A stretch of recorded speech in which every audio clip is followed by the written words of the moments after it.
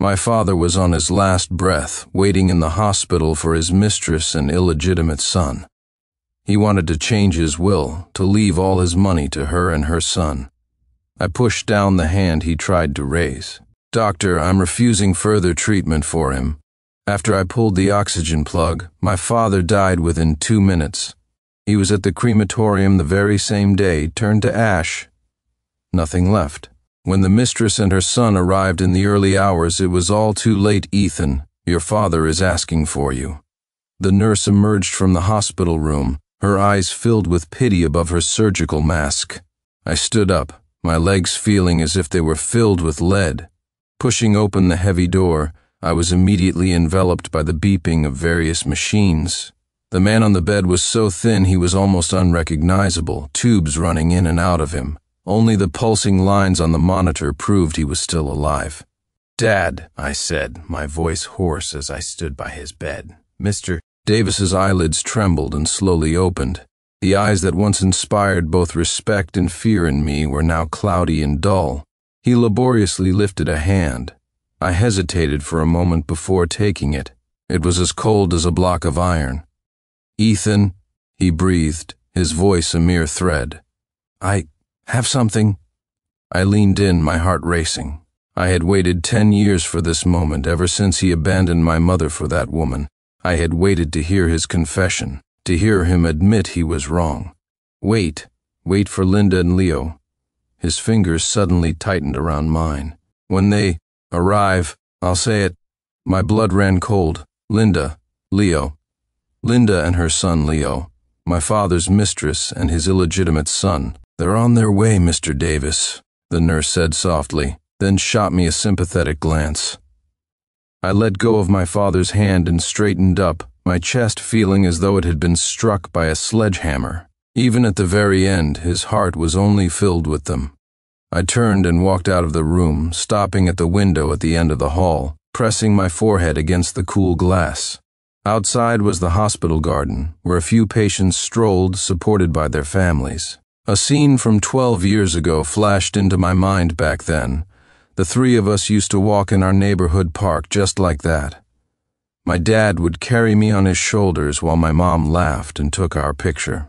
Back then, he wasn't Mr. Davis, the executive, just an ordinary sales manager. My mom wasn't a woman worn down by depression, but a cheerful elementary school teacher who loved to laugh. I was 12, just starting middle school. My dad began taking frequent business trips, always returning with the scent of unfamiliar perfume on his clothes. My mom started crying secretly more and more often, until one day she stood before me with a suitcase, her eyes swollen. "Ethan, Mommy's going to move out for a while," she said, her voice trembling violently. You have to listen to your father." I clutched her clothes, refusing to let go. "Why? Where are you going, Mom?" She knelt and hugged me, and I felt her tears drip onto my neck. "Mommy and Daddy have some problems to solve. Just remember, no matter what happens, Mommy loves you." That night, my dad came home drunk. He saw me sitting alone in the dark living room and froze for a second. "Your mother left?" he asked, his tone devoid of surprise. "Dad, why did Mom have to leave?" I cried. He irritably loosened his tie. "That's adult business. Don't ask. Go to bed, you have school tomorrow." 3 months later, the divorce papers were signed. My mom left with almost nothing, just a few clothes and her teaching certificate. The court awarded custody to my father because, as his lawyer put it, the mother has no stable residence or income. 2 months after that, Linda moved in. She was 15 years younger than my dad, with big wavy hair and bright red nail polish. Trailing behind her was a timid boy, 2 years younger than me. "This is Leo. From now on, he's your brother," my dad said, patting the boy's shoulder with a gentleness I hadn't heard in a long time. "Leo, say hello to your brother." The boy looked down and mumbled, "Hello, brother." Linda smiled, stroking his head. "Leo's a bit shy. You two will get along once you spend more time together." She turned to me. "You're Ethan, right? I'll take good care of you." I stared hard at the floor, saying nothing. My dad frowned. "Ethan, greet her." "Hello, Linda," I forced out through gritted teeth. From that day on, my room was split in two. Leo moved in. My desk, my closet, I had to share half of everything. Linda cooked Leo's favorite dishes every day. I hated green peppers and carrots, yet they were always on the table. During summer break, my dad started taking Leo to his office, while I was left at home to help Linda, which really meant running her errands, fetching coffee and packages. One time, Leo deliberately broke my prized model airplane, the last gift my grandfather gave me before he died. I was furious and pushed him. He fell to the ground, wailing. Linda rushed in and, without a word, slapped me across the face. "How dare you hit my son?" she shrieked. "Just wait until your father gets home." That evening, as soon as my dad walked in, Linda pulled him into the bedroom. Half an hour later, he came out, his face grim, a belt in his hand. "Kneel," he commanded. I stood stubbornly. He broke my model first, the belt whipped against my leg, stinging with a fiery pain. "I told you to kneel." After that night, I learned to be silent. But Leo wasn't done with me. At school, he arranged for others to bully me. At home, he treated me like a servant. Linda, especially, couldn't stand to see me studying and would order me to do all sorts of chores. Meanwhile, she was incredibly focused on her own son's education, enrolling him in tutoring and hiring private teachers. Under this torment, even though I paid attention in class, I had no time to review or consolidate my learning. I barely scraped by to get into high school. The silver lining was that I could live in a dorm. While my father did nothing about Linda and Leo's behavior, he did grant my request to live on campus. He even promised me $300 a month for living expenses, though I only ever received the first payment. I didn't have to guess to know that Linda had put on her good stepmother act, claiming she would handle my allowance, and then never gave me a dime. But it didn't matter. I could support myself with scholarships and part-time jobs. More importantly, I finally had a peaceful environment to study. I studied relentlessly, and after graduation got into a good university in another state. During my 4 years of college, I hardly ever went back. There was no place for me in that house anymore. The lights in the ICU were stark and blindingly white. The rhythmic beeping of the machine sounded like a countdown. I sat by the bed, staring at my father's gaunt face. Beneath the oxygen mask, his breathing was faint and labored, each inhalation seeming to take all his strength. The doctors said he wouldn't make it through the night. Linda and Leo were still in the United States. I had notified them, but the earliest they could arrive was 1 in the morning. It was 2 in the afternoon. I stood up, walked to the door, and said to the nurse, "I'd like to be alone with my dad for a while." The nurse hesitated, then nodded. "All right, but if anything happens, press the call button immediately." The door closed. Now it was just me and my father in the ICU. I walked back to the bedside and looked down at him. His eyes were half open, clouded, and lifeless. His lips trembled slightly, as if he wanted to speak but couldn't make a sound. "Dad," I called softly, my voice as cold as ice. His fingers twitched as if in response. I leaned down close to his ear and said, word by word, "Do you remember my mother?"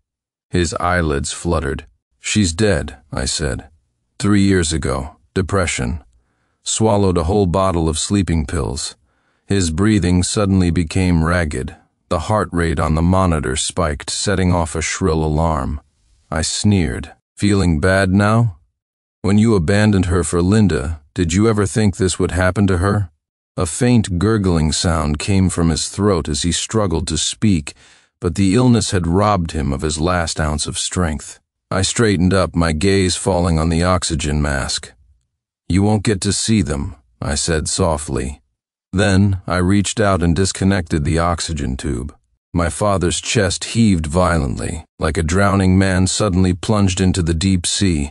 His eyes widened in terror, staring at me as his fingers convulsively gripped the bedsheets. I watched him struggle, my face devoid of expression. The monitor's alarm shrieked piercingly as the EKG line grew weaker.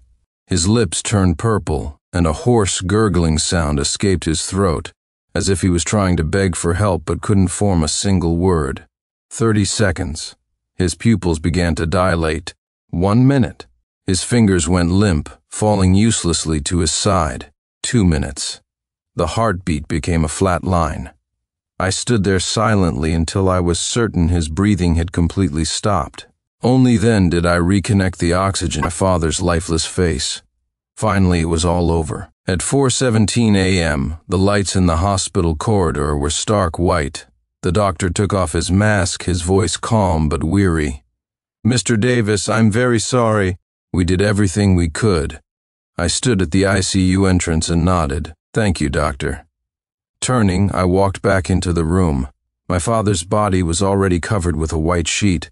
I lifted a corner to look at his ashen face. His mouth was frozen in a slight, twisted grimace, as if he had wanted to say something but never got the chance. I took out my phone and dialed the crematorium. "Yes, cremate him now," my voice was steady. "An expedited service. Money is no object." After hanging up, I opened my phone's camera, adjusted the angle, and started recording a video. November 15th, 2023, 4:30 a.m. "My father, Mr. Davis, has passed away from his illness," I said to the camera, my voice low and restrained. "As his son, I will be handling all the final arrangements personally." The camera panned over my father's face, the death certificate, and finally settled on my own red-rimmed eyes. At 5 a.m., the funeral home's vehicle arrived. The staff efficiently moved the body onto a gurney. I sat in the passenger seat, holding my phone up to record the entire time. The sky outside was still dark, the street lights haloed in the morning mist. The crematorium staff was bleary-eyed, but the sight of the expedited service fee woke them up instantly. "Are you sure you don't want a memorial service?" one of them asked. "No need," I said. My father never wanted to be a bother to anyone. At 6:08 a.m., my father's body was pushed into the incinerator. I stood at the viewing window, my phone held high, documenting the entire process. The moment the flames roared to life, I suddenly remembered him taking me to a barbecue as a child, the charcoal fire glowing on his face. "Careful, it's hot," he would tell me back then. But later, all he did was take a belt and whip me over and over again, all for another woman and her son. And now, he was turning to ash in a furnace of several thousand degrees. At 7:20 a.m., I walked out of the crematorium holding an urn. The sky was just beginning to lighten, and a morning fog enveloped the city. I placed the urn on the passenger seat and fastened the seatbelt, just like he used to do when he drove me to school. Back home, I placed the urn on the living room coffee table and turned on the TV. The morning news was covering the stock market. I lowered the volume and made myself a cup of coffee. My phone vibrated. It was a text from Linda. "Flight's delayed. We'll land around 1 a.m. How is your dad?" I stared at the screen for a few seconds before replying. "Doctors say he's still under observation." Putting the phone down, I went to the balcony and lit a cigarette. From this angle, I could see the entrance to our gated community. Their car would come through there. The ashtray filled up as the sky slowly darkened. At 12:47 a.m., my phone vibrated again. "We've landed. Heading straight to the hospital," Linda texted. I wiped a bit of cream from the corner of my mouth and replied, "Okay, I'll be waiting for you at the hospital." I put down my phone and went to the bathroom to splash water on my face.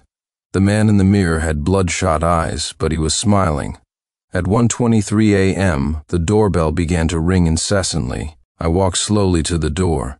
Through the peephole, I saw Linda's meticulously made-up face twisted in a snarl as she pounded on the door with her fists. Behind her stood Leo, my brother 5 years my junior, his face ashen.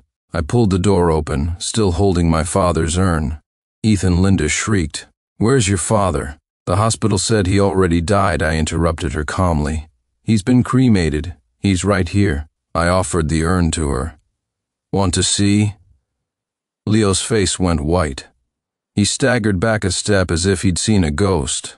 Linda lunged at me, her nails nearly scratching my face. "On what authority? Who gave you permission to cremate him?" I sidestepped her, walked into the living room, and placed the urn on the coffee table. The law states that the next of kin has the right to handle the body. I am his son, his only legal heir.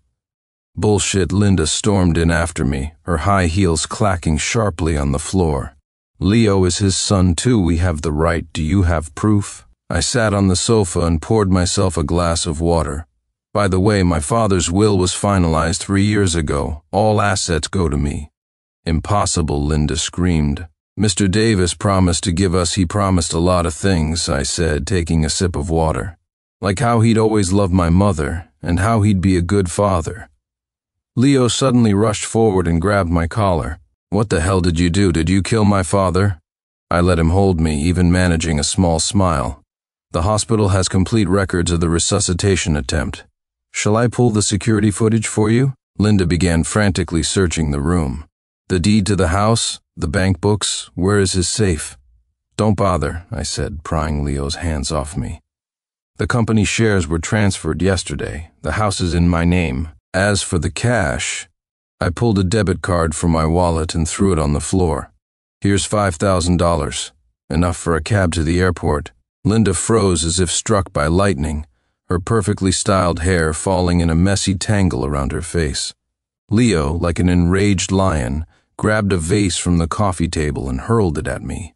I was ready. I dodged, and the vase shattered against the wall. I'm going to sue you, Linda finally found her voice. I'll see you in prison, be my guest. I took out my phone, ignoring their hysterics, and walked toward the door. This is my house now. If you don't leave, I'm calling the police. Linda shot me a venomous glare. You little bastard, you just wait. With that parting shot, she left with Leo, but I knew this was far from over. I stood in the defendant's box looking at Linda and Leo at the plaintiff's table. Linda was dressed in a black suit, her hair immaculately styled, looking like a caricature of a grieving widow from a soap opera. Leo wore a tailored suit, his face fixed in a mask of appropriate sorrow. Their lawyer was passionately addressing the judge. As Mr. Davis's biological son, Mr. Leo is entitled to his legal share of the inheritance. My lawyer gently tapped the table, interrupting him. Your Honor, the defense requests that the plaintiff provide proof of paternity. The courtroom fell silent. Linda's expression faltered. She hastily pulled a crumpled photo from her bag. This is a photo of Mr. Davis and Leo, and, on Leo's birth certificate, the father's name on the birth certificate is blank, my lawyer pointed out coolly. As for the photo, it only proves they knew each other, not a blood relationship. The judge pushed up his glasses. Does the plaintiff have a DNA test report? Linda's lips began to tremble. We haven't had the chance to get one. The defense moves to dismiss the plaintiff's claim. My lawyer pressed his advantage. According to inheritance law, an out-of-wedlock child must provide proof of paternity to claim inheritance. Furthermore, the plaintiff, Miss Linda, was not legally married to the deceased and has no right to claim a spousal share. I looked down to hide the smirk on my face. Of course I wouldn't give them that chance. Leo suddenly shot up, his eyes red with fury. My dad promised me shares in the company. People at the company can testify a verbal promise is not legally binding, my lawyer responded calmly. Moreover, the deceased, Mr. Davis, had a notarized will that explicitly leaves all property to my client. Linda suddenly shrieked hysterically. You murdered him. You rushed the cremation to destroy the evidence. The judge slammed his gavel. The plaintiff will maintain order in the court. I looked up, meeting Linda's bloodshot eyes. My father died of multiple organ failure. The hospital has complete medical records. As for the cremation, I took a stack of documents from my briefcase. Here is the legal paperwork from the crematorium. Do I need to explain it line by line? During the recess, I ran into Leo in the restroom. He blocked the exit, his eyes glinting with malice. Don't get too cocky. I'll find proof. I dried my hands slowly. Like what? Exhuming the body for a DNA test? Too bad you can't get DNA from ashes. His fist slammed into the tiled wall. That was all supposed to be mine, the company, the house, the money. Do you know the last thing my father said to me? I leaned closer to his ear. He said his biggest regret in life was trusting your mother. The final verdict was announced at 4 in the afternoon. The judge dismissed all of the plaintiff's claims and ordered them to pay all court costs. As I walked out of the courthouse, the sun was setting. Linda was slumped on the steps, her makeup a smeared mess. Leo was shouting into his phone, probably at his incompetent lawyer. At 5 in the morning, I was jolted awake by a piercing alarm. On the security monitor, 2 shadowy figures were lurking outside my property walls. Even in the darkness, I recognized their familiar silhouettes: Linda, hunched over as a lookout, and Leo, carrying a reeking plastic bucket. I pressed the intercom. Engage. The high-pressure water cannons on the walls suddenly activated, drenching them both in an icy torrent. The bucket of feces in Leo's hand was knocked over, its contents splashing all over him. Linda let out a blood-curdling scream as her wig was washed away, revealing sparse, graying hair. "Ethan, you monster," she shrieked, beating on the iron gate. "This is your father's house. Leo deserves a share." I walked onto the balcony in my robe, looking down at the 2 drowned rats. Correction, this is my house. My name is on the deed, black and white. Leo suddenly pulled out a crowbar and began smashing it against the gate lock. The clang of metal on metal was deafening in the pre-dawn quiet. "Should we call the police, sir?" the head of security asked through my earpiece. "Not yet," I said, sipping my coffee. "Let them put on a show for a little longer." The gate didn't budge. It was a new bulletproof alloy gate I'd had installed last month. It cost me $30,000. The impact jarred Leo's hands and the crowbar fell to the ground with a clang as blood dripped from his knuckles.